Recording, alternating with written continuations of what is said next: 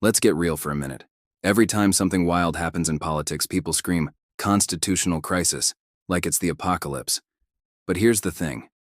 This time, they might be right. Because what we're watching play out with Donald Trump right now isn't just political drama. It's a direct challenge to the rulebook this country was built on, the Constitution. Now don't click away. I'm not here to give you a civics lecture. I'm here to break this down in plain English. Because if we don't understand the game, how do we know when someone's cheating? The Constitution is supposed to keep our government from turning into a dictatorship. It separates power into three branches. Congress makes the laws, the president enforces them, and the courts interpret them. But what happens when one branch, let's say, the one with the president charged with multiple indictments, decides the rules don't apply to him anymore? In the last 50 days alone, Donald Trump has ramped up an all-out war on the legal system, not just defending himself, but retaliating against judges, prosecutors, and even regular citizens who challenge him. We're not talking about criticism. We're talking threats, doxing, calls for retribution, and promises to take over the justice system if he's reelected. That's not politics. That's abuse of power. When a president uses their influence to attack the people holding them accountable, that's not just shady. That's a direct threat to the balance of power the Constitution was designed to protect. That's when we start using the phrase constitutional crisis, because the system only works if people in power actually follow it. And right now we've got a guy saying, it doesn't apply to me. Trump's legal team, as well as the Supreme Court, states that he should be immune from prosecution for anything he did while in office, even if that includes crimes. Let that sink in. If that stands, it means a president could break the law and walk away scot-free. That's not democracy. That's monarchy. So yeah, it's time to ask the question seriously. Are we in a constitutional crisis?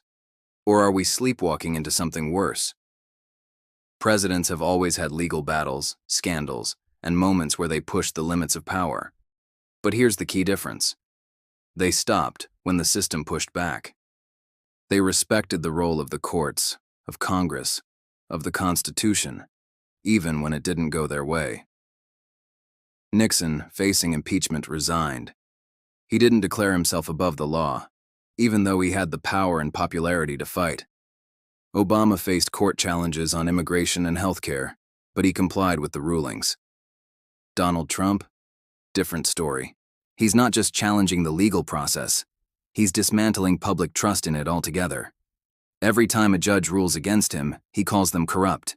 Every time he was indicted, he claimed he's the victim of a witch hunt. And now, we're seeing something that truly breaks with American tradition.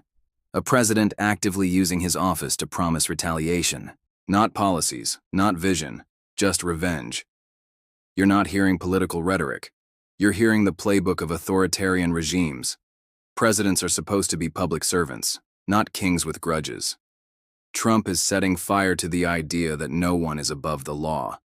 And when millions cheer that on, it stops being just a Trump problem. It becomes an American problem. So when people say we're in a constitutional crisis, maybe we're not talking about a single moment but a slow, grinding unraveling of norms. A president can't break the law if the people don't care about the law anymore. Drop a comment below. Do you think we're already in a constitutional crisis? Or are the guardrails still holding? And if you want more real talk on power, politics, hit that subscribe button for the real deal on democracy. I'm here to make sense of the chaos.